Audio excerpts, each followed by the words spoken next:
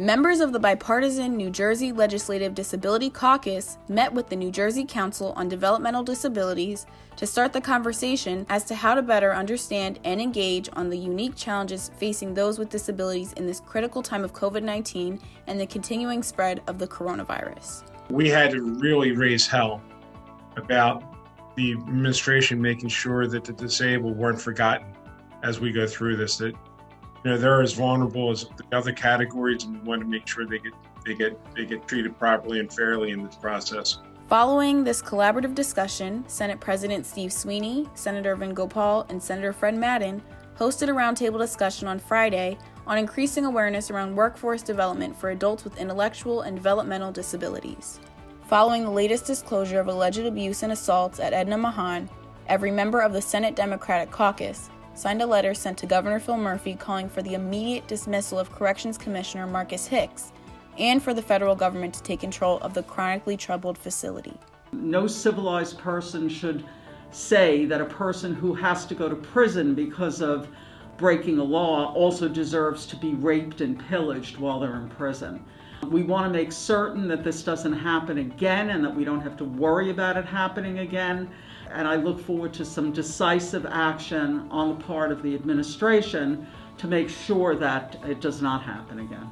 This administration needs to be responsible for running the government too.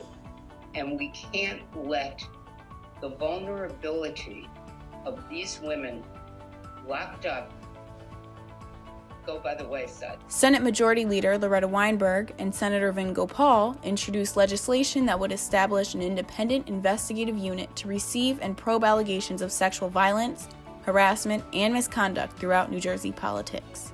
This comprehensive legislation requires political party organizations and campaigns to adopt anti-harassment policies and conduct training, and it provides important new options for survivors to report misconduct, have their allegations heard and investigated, and obtain justice.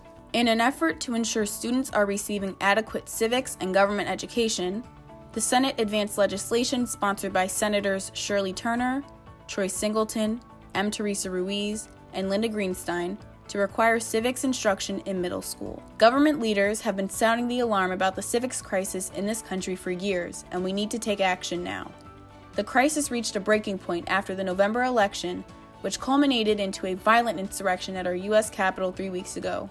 Safeguarding our democracy is now more urgent than ever, and one of the best ways we can do that is by teaching our future generations about the importance of civic skills, engagement, and participation, and the value of a democratic process. This has been the Senate Democrats Week in Review. Thanks for watching.